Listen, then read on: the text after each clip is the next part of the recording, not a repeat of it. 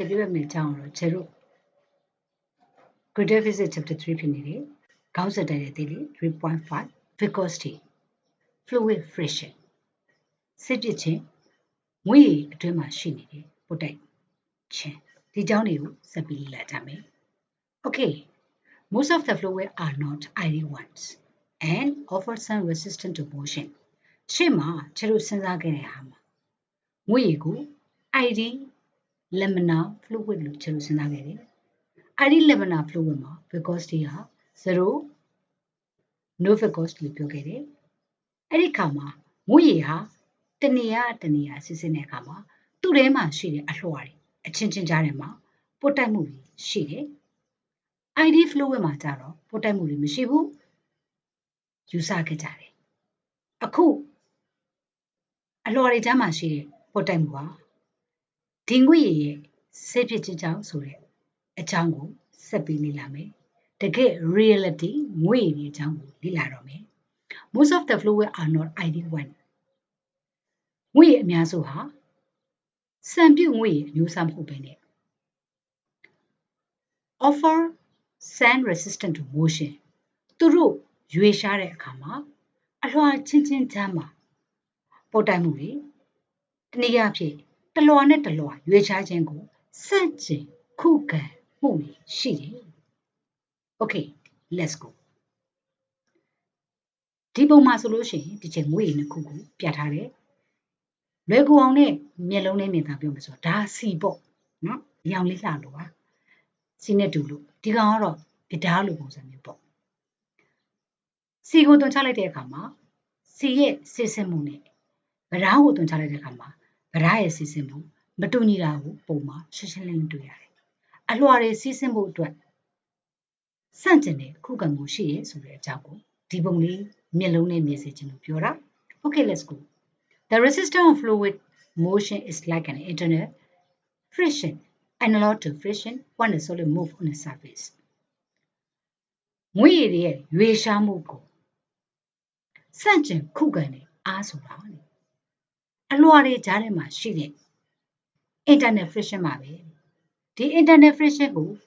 မျက်လုံးနဲ့မြင်တာအောင်ပြောမယ်ဆိုရင်ဒီ internal friction ကဘာနဲ့ဆင်တူတယ်လဲဆိုရင် when a solid move on a surface အရာဝတ္ထုတစ်ခုဟာမျက်နှာပြင်တစ်ခုပေါ်မှာရွေရှားတဲ့အခါမှာအရာဝတ္ထုနဲ့မျက်နှာပြင်ကြားမှာရှိနေတဲ့ပုတ်တိုက်အားနဲ့တူတူပါပဲ။ Okay ဒါဆိုမြင်တာပြီနော်ကျတို့ friction ဆိုတာဟိုရင်တွေကသိခဲ့တယ်အရာဝတ္ထုနှစ်ခုထိပြီဆိုတော့ ਨੇ သူတို့ကြားထဲမှာပုတ်တိုက်မှုတွေစတင်ဖြစ်ပေါ်လာပြီဒီလိုပဲအလွှာတွေကြားထဲမှာလေ internal friction ဆိုတဲ့ပုတ်တိုက်မှုတွေရှိတယ်ဆိုတာသိရပြီ။ Okay ဒါဆိုရင်ဒီ viscosity ကိုလွယ်ကူကူနဲ့ပြောမယ်ဆိုရင်ငွေများအတွင်းမှာရှိတဲ့ပုတ်တိုက်အားလို့နားလည်ရမယ်။ Okay ဒါဆိုရင်ငွေအကျဲအပြစ်ပုံမူတည်ပြီးတော့ပုတ်တိုက်အားတွေကွက်ချပုံကိုလက်တွေ့သဘောအနေနဲ့ဒီချက်ပုံလေးတစ်ပုံလောက်ပြချင်တယ် animation ပုံလေးပေါ့ဒီမှာဆိုကြဲကြဲလေးအရေးကြီးချင်းအပြင်ဘယ်အရာပုတ်ဖြစ်လဲဆိုတာလေတော်တော်သိတာနေပြီ vegetable oils motor oils dissolve syrup and honey ပြားရည်နော်တကြားဖြော်ရည်သူပကံဆေးဆက်ပြတယ်မော်တော်ကားမှာရှိတဲ့ engine oil ဟင်းရွက်စီတွေ့နော်စစ်ပစ်မှုတွေကွာလာတာနဲ့ဒီလွှာကြားထဲမှာရှိတဲ့စီးဆင်းမှုအတွက်ကပို့ပြီးတော့ခက်ခဲလေအလင်းတော့နှေးလေဒါဆိုရင် viscosity အကြောင်းကိုထပ်ပြီးတော့တို့အသေးစိတ်လေ့လာကြရအောင် The resistance to fluid motion or internal resistance of fluid is called viscosity ငွေကိုအလွှာပေါင်းများစွာနဲ့ဖွဲ့စည်းထားတယ်ငွေရဲ့အလွှာကြားမှာတလွှာနဲ့တလွှာနှိုင်းရှင်ရွေရှားတဲ့အခါမှာဆေးပစ်ခြင်းဖြစ်ပေါ်လာတယ်တခါပို့ပြီးတော့အသေးစိတ်ပြောလိုက်တာအဲ့ဒါမတိုင်ခင်မှာဒီစာကြောင်းလေးရဲ့အဓိပ္ပာယ်ကတော့ဘာလဲဆိုလို့ရှိရင်ငွေရည်တဲ့ရွေရှားတဲ့အခါမှာ ရွေရှားမှုကိုဆန့်ကျင်တဲ့တနည်းအားဖြင့်သို့မဟုတ်ငွေရဲ့အတွင်းခုခံမှုကိုဆေးပစ်ခြင်းလို့ခေါ်တယ်ဟုတ်ပြီဒီဆေးပစ်ခြင်းကဘယ်အချိန်မှာဖြစ်ပေါ်တယ်လဲခုနချက်ပြောလိုက်တဲ့စကားလေးလိုပဲ viscosity arises when there is relative motion between layers of the fluid ခုနပြောလိုပဲငွေရည်ကိုအလွှာတွေ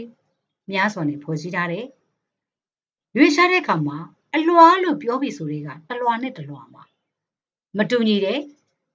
ဂုဏ်သတ္တိတွေရှိနေမှာပေါ့တနည်းအားဖြင့်ပြောမယ်ဆိုရင်တစ်လွှာနဲ့တစ်လွှာရွေးရှားတဲ့ velocity မတူဘူးပေါ့ဒါပေမဲ့သူတို့ရွေးရှားတဲ့အခါမှာနှိုင်းရရွေးရှားခြင်းတွေဖြစ်ပေါ်လာတယ်အဲ့လိုနှိုင်းရရွေးရှားခြင်းရှိတဲ့အတွက်ကြောင့်ဆေးပစ်ခြင်းဖြစ်ပေါ်လာတယ်နှိုင်းရရွေးရှားခြင်းဆိုတာတဲ့ငွေရည်ဒေါ်လာနဲ့ဒေါ်လာကျပ်မှာရှိတယ်ရွေးရှားခြင်းကိုဆန့်ကျင်တဲ့ပုံအားအချိုးပါပဲ More precisely it measures resistance to flow arising due to the internal friction between the fluid layers as they split past one another one fluid flows ပို့ပြီးတော့တိတိကျကျပြောရမယ်ဆိုရင်စစ်ပြအားဆိုတာငွေရည်တစ်ခုစီးဆင်းတဲ့အခါမှာအလွှာတွေတစ်ခုနဲ့တစ်ခုကြားထဲမှာရှိုးတိုက်တဲ့ရွေရှားမှုဖြစ်တဲ့စစ်ပစ်ခြင်းဟာအလွှာများအတွင်းမှာရှိတဲ့ပုတ်တိုက်မှုခုခံတားဆီးခြင်းပဲဖြစ်တယ်။ရှေ့မှာတို့တွေ ID laminar fluid တုံးကတလွှာနဲ့တလွှာချုံးမွေ့စွာဖြစ်တန်းသွားတယ်။အလွှာတလွှာချင်းရောရှက်လေးမရှိဘူး။သူတို့ကြားထဲမှာစစ်ပစ်မှုမရှိဘူးလို့တို့တွေယူဆခဲ့ကြတယ်။သူ့ရဲ့စန့်ကျင်ဘက်အနေနဲ့ငွေတွေမှာရှိတဲ့အလွှာတွေရွေးရှားတဲ့အခါမှာသူတို့ကြားထဲမှာမရှိတာလဲဆိုလို့ရှိရင် relative motion တွေဖြစ်လာတယ်အဲ့လို relative motion တွေထဲမှာဆိုလို့ရှိရင်တလွှာနဲ့တလွှာဖြစ်တဲ့အခါမှာအတွင်းပုတ်တိုက်မှုတွေဖြစ်ပြီးတော့ရွေးရှားမှုကိုဆန့်ကျင်တဲ့ဂုဏ်သတ္တိတွေဖြစ်ပေါ်လာတယ်အဲ့ဒါကတော့ဆေးပစ်ခြင်းပဲဖြစ်တယ် Okay ဒါဆိုရင်ထပ်ပြီးတော့ထင်ရှားအောင်လို့ဒီမှာချက်ပြမယ်အယောင်တွေရဲ့ viscosity တွေအရည်တွေရဲ့ viscosity တွေမတူဘူးထင်ရှားအောင်လို့အယောင်ဆိုးပြထားတယ်ဒီမှာမူလေးလေးအယောင်တစ်ခုခုပြချလိုက်မယ်နော်တခြားကြည့်ရအောင် Okay စကြည့်မယ်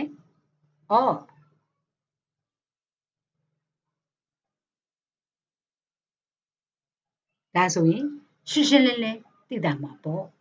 ပစ္စည်းလေးခုပြချလိုက်တယ်အရင်လေးတယ် solid state မှာရှိနေတဲ့တန်မူလေးလေးကတော့ခါတဲ့ကိုအောက်ဆုံးပြောင်းသွားတယ်နောက်ဆုံးအဆင့်ဆင့်သူ့ရဲ့ resistance တွေပေါ်မူတည်ပြီးတော့မှပြချလိုက်တဲ့အရာဝတ္ထုလေးတွေကိုမကြအောင်အတွက်ကျဆင်းမှု against လုပ်တဲ့ resistance force တွေဖြစ်ပေါ်လာတယ်ဒါဟာတကယ်တော့ viscosity ပါပဲဟုတ်ပြီ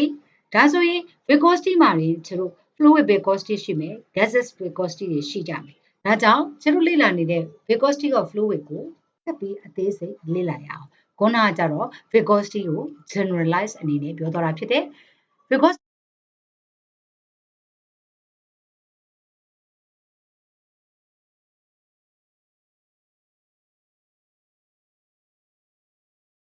let's go ဒါကြောင့်ပြောကောက်လေးချေတို့မှတ်မယ်ဆိုရင်အရေးကပိုပူလင်အရေးကျဲဆေးဖြစ်ချင်းလဲနေစီစင်တွက်လက်မြဲအငွေ့ကြတော့အပူပူဓာတ်ငွေ့ပွား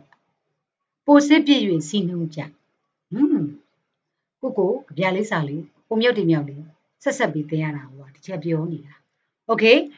ဓာတ်ပမာဏပြောင်းလဲတော့လေစစ်ပြည့်ခြင်းမပြောင်းလဲဘူးဒါကြောင့် viscosity ဆိုတာဓာတ်ထုပေါ်မှာမူမတည်တဲ့ဂုဏ်သတ္တိရှိတယ်သူ့ဗမာလိုပြောမယ်ဆိုဓာတ်ထုမူမတည်ဂုဏ်သတ္တိပမာဏနည်းနည်းများစစ်ပြည့်ခြင်းဂုဏ်သတ္တိဟာပြောင်းလဲမသွားဘူးလေဒါဆိုရင် viscosity နဲ့ပတ်သက်တဲ့သင်္ကေတက eta သူ့ရဲ့ unit တွေကိုကျွန်တော်ကြည့်ရအောင် viscosity ရဲ့ unit က CGS မှာ watts SI မှာ pascal second တွတ်ထုတ်လိုက်လို့ထွက်လာတဲ့ unit ကကြတော့ YZ PL နော်သင်္ကတ eta ဒါဆိုရင် points နဲ့ pascal second ဘယ်လိုကွာလဲကြည့်ရအောင် unit ထုံးစံတိုင်းပေါ့ CGS နဲ့ SI တနည်းအားဖြင့် MKS က10ဆကွာတယ်လေဒါကြောင့်1 pascal second မှာ10 point ရှိတယ် pascal က pressure unit newton per second square second က second ဒါကြောင့်1 pascal second က1 newton second per meter square တနည်းအားဖြင့်10 points နဲ့ညီညီပဲဒါဆိုရင်ကျွန်တော်ခုသိသွားပြီ viscosity အဲ့ဒီ fluid တွေမှာ viscosity ကို zero or no viscosity သတ်မှတ်ခဲ့ပေမဲ့တကယ် reality အပြင်မှာရှိနေတဲ့ fluid တွေမှာရှိနေတဲ့ viscosity ကတန်ဖိုးတွေရှိတယ်ဒီတန်ဖိုးတွေကိုကျွန်တော်တို့တွေကတွက်ထုတ်မယ်တွက်ထုတ်ဖို့အတွက်ဒီ viscosity ကိုလေ့လာတဲ့အခါမှာ there is a two way to measure the fluid's viscosity ကိုငွေရည်